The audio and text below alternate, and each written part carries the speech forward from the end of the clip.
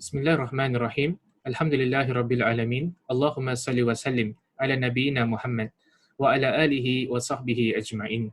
Rabbi shrah li sadri wa yassir li amri wahlul 'uqdatam min lisani yafqahu qawli. Allahumma arinal haqqa haqqan warzuqna ittiba'ah. Ya Allah, tunjukkanlah kami yang benar itu adalah benar dan permudahkanlah bagi kami untuk mengikut kebenaran tersebut. Wa arinal batila batilan warzuqna ijtinabah. Ya Allah, tunjukkanlah kami yang salah itu adalah salah dan permudahkanlah bagi kami untuk menjauhi kesalahan tersebut. Wahdina limakhtulifa fihi minal haqqi bi'idnik.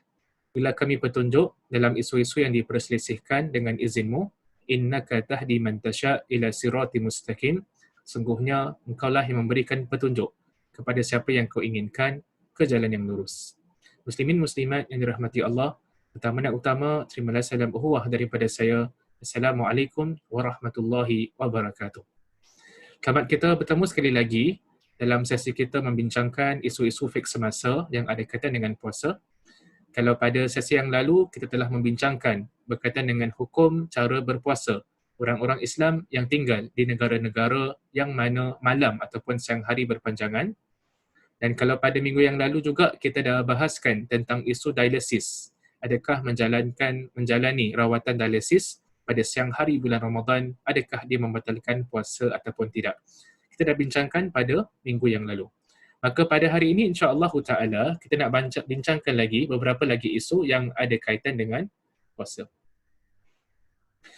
Isu yang kita nak bahaskan pada hari ini ada kaitan dengan puasa dan kaitannya dengan orang yang bermusafir.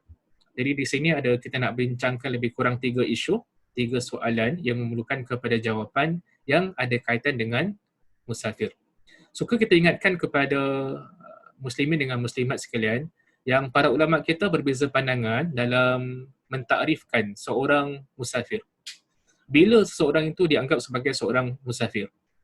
Jumhur di kalangan ulama termasuk mazhab Syafi'i, mereka berpandangan yang seorang musafir itu diukur berdasarkan kepada distance, kepada jarak yang dia tempuhi. Sebagai contoh dalam mazhab Asy-Syafi'i, seseorang yang telah travel menjalani satu perjalanan yang melebihi 81 km, maka beliau dianggap sebagai seorang musafir. Suka juga kita kongsi dengan muslimin dengan muslimat, di sana ada pandangan kedua di kalangan para ulama, sebahagian di kalangan ulama lain pula. Mereka menganggap yang seseorang itu dianggap sebagai seorang musafir berdasarkan pandangan uruf ataupun adat kebiasaan. Iaitu kalau mengikut adat kebiasaan, travelling, kita menjalani satu perjalanan daripada satu tempat kepada satu tempat yang lain dianggap sebagai musafir, maka jadilah dia satu musafir. Sebagai contoh, kalau sekiranya travel daripada Singapura pergi ke KL, according to adat kebiasaan orang Singapura, dipanggil sebagai musafir, maka jadilah perjalanan tersebut perjalanan satu musafir.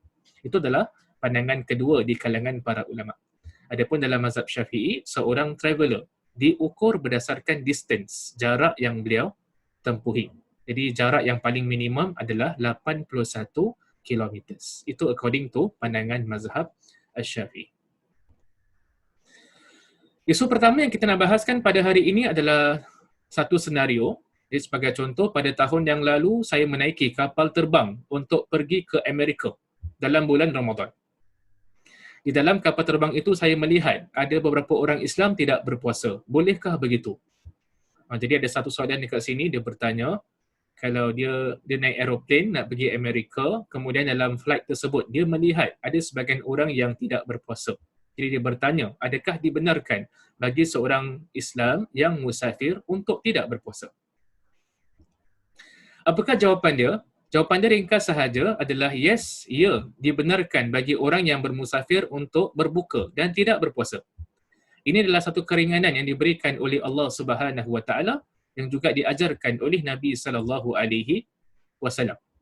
Cuma timbul satu persoalan, Ustaz, mana yang lebih afdal? Mana yang lebih utama? Adakah seorang musafir lebih baik baginya untuk tidak berpuasa ataupun lebih baik baginya untuk berpuasa? Mana satu lagi afdal?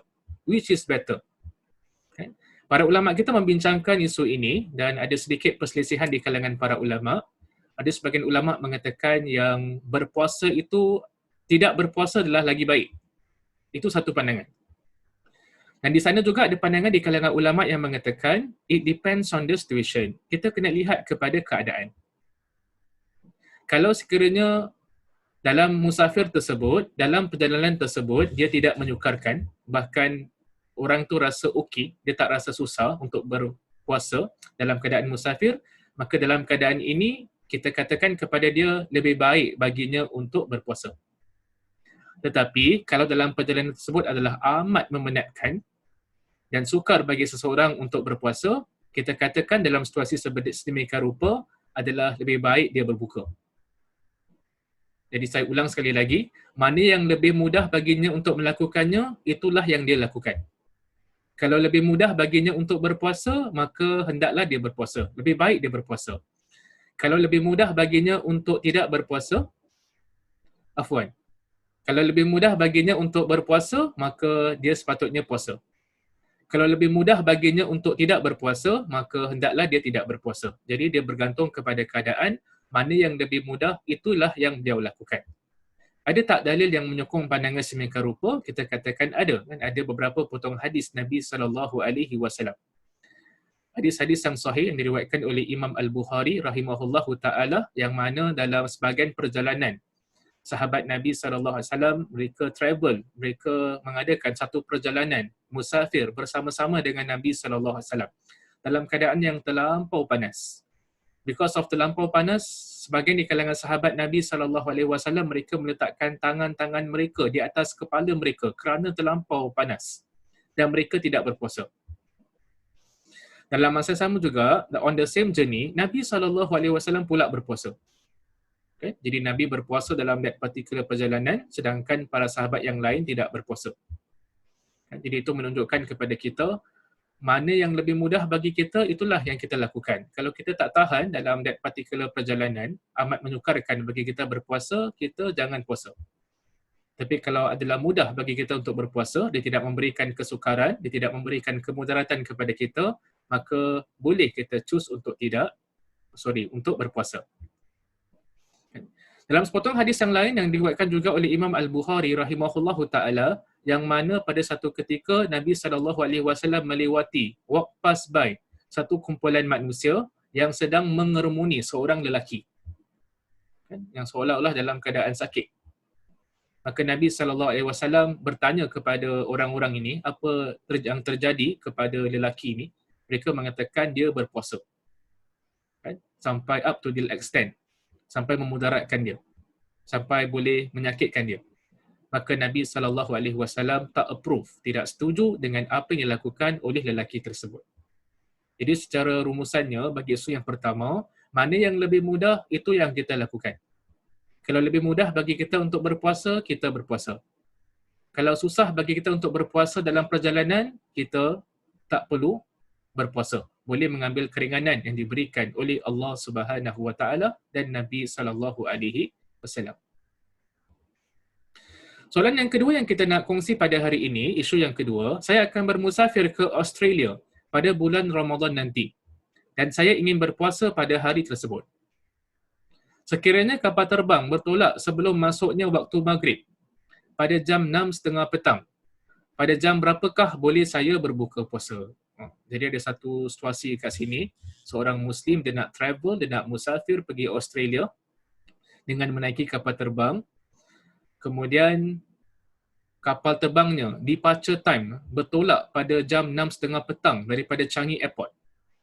Sebagaimana kita maklum kat Singapore konteks ni, selalunya 6.30 petang ni belum lagi masuk waktu maghrib. Kebiasaannya maghrib ni adalah 7, jam 7 onwards, 7 PM onwards.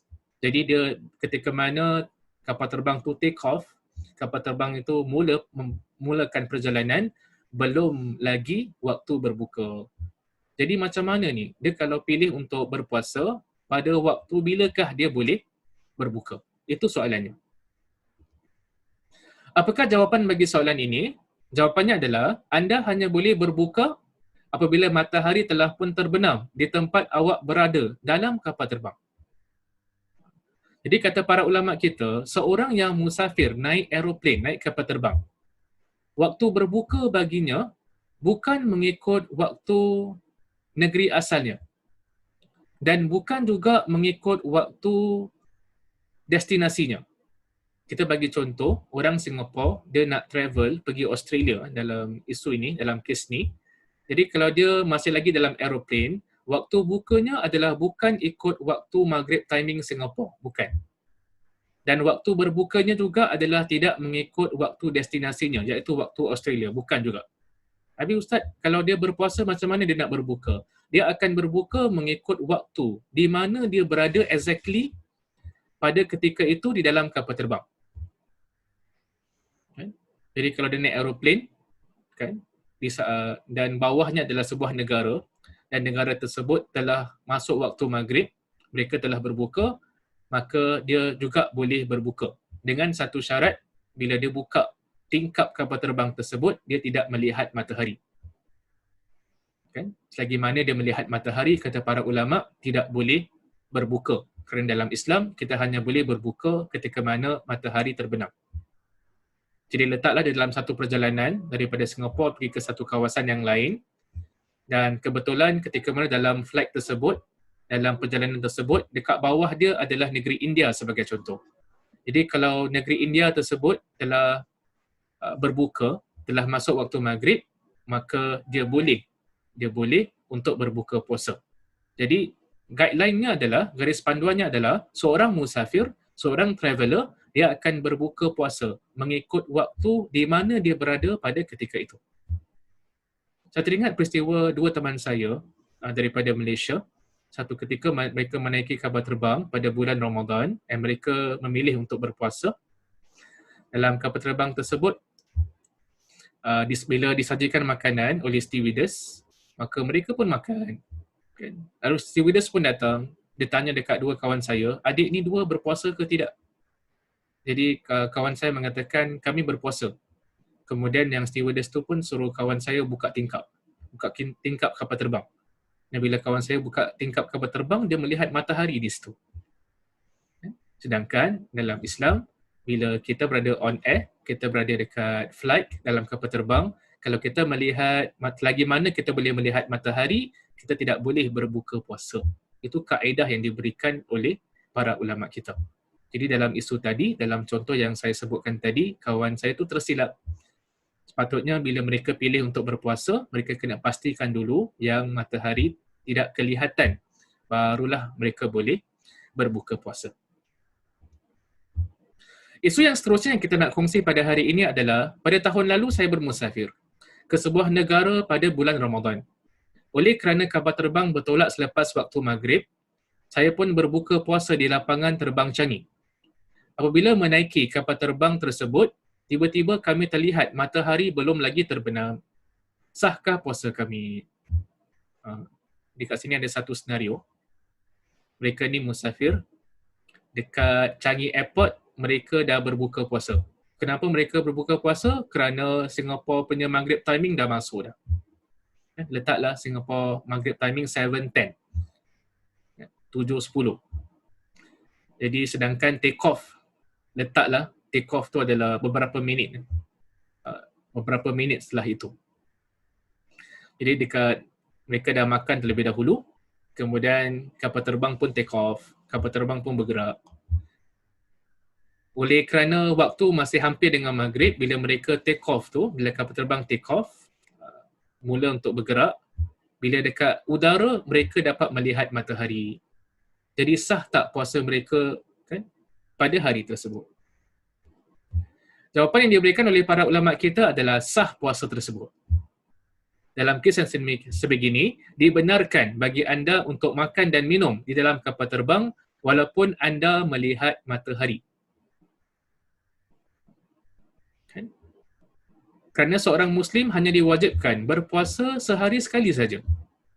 Jadi kalau memang dah masuk waktu maghrib bagi Singapore dan kebetulan pada ketika itu dia masih berada di darat, masih berada di Changi Airport, kan, dia dah boleh makan dah boleh minum, asalkan matahari dah terbenam, asalkan waktu azan maghrib dah masuk.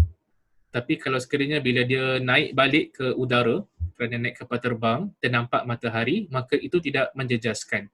Itu tidak memudaratkan kesahihan ataupun sahnya puasanya itu. Puasanya adalah dianggap sebagai sah. Sama juga dengan seorang traveller, kan barangkali dia naik bas pergi daripada Singapura pergi ke KL, kan dia naik bas kan daripada Beach Road. Dia travel dari Singapura ke KL barangkali lebih kurang 5 jam.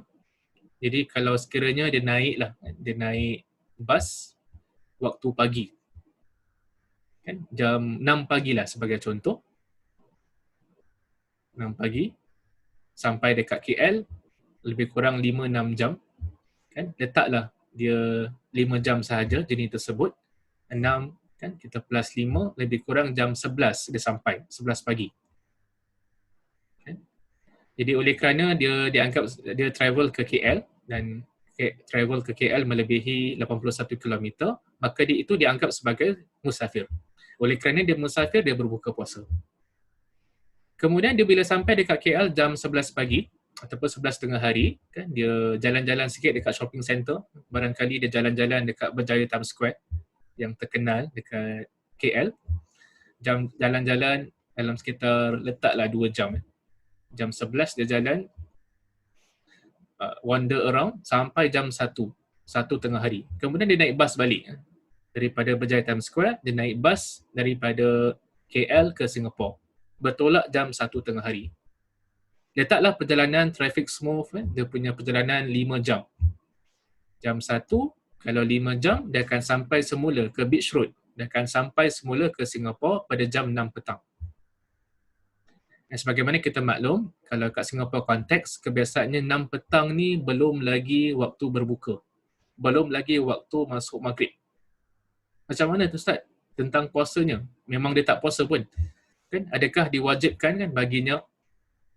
Kan? Dia memang dah tak puasa dah. Jadi kalau dia balik on the same day, sebelum matahari terbenam, maka diberikan keringanan kan baginya. Kan? Dia memang mulakan hari tersebut dengan tidak berpuasa. Maka itu tidak mengapa baginya. Kan? Itu adalah satu keringanan yang diberikan oleh Allah Subhanahu Wa Taala. Sebagai satu rumusan bagi sesi kita pada hari ini, ada 2 perkara yang penting yang saya nak rumuskan, iaitu orang yang bermusafir dibenarkan untuk tidak berpuasa. Mana yang lagi afdal? Yang lebih afdal, yang lebih utama adalah mana yang lebih mudah baginya. Kalau lebih mudah baginya untuk tidak berpuasa, maka tak perlulah berpuasa. Kalau lebih mudah baginya untuk berpuasa, maka dia boleh berpuasa. Dan yang kedua, orang yang bermusafir, dia akan berbuka puasa mengikut tempat yang dia berada. Kan? Bukan tempat negeri asalnya dan bukan tempat negeri destinationnya. Tetapi menurut di mana dia berada pada ketika itu. Jadi kalau dia berada di India pada ketika itu, dia akan berbuka puasa ikut waktu orang-orang di India. Kalau dia berada di Saudi pada ketika itu, dia akan buka puasa mengikut waktu di Arab Saudi. Itu saja yang kita nak kongsi pada hari ini, beberapa isu yang ada kaitan puasa dengan musafir. InsyaAllah kita akan bertemu pada sesi akan datang. Kita tutup dengan tasbih kafarah. Subhanakallahumma wa bihamdika asyhadu an la ilaha illa anta astaghfiruka wa atubu ilaik. Sekian, assalamualaikum warahmatullahi wabarakatuh.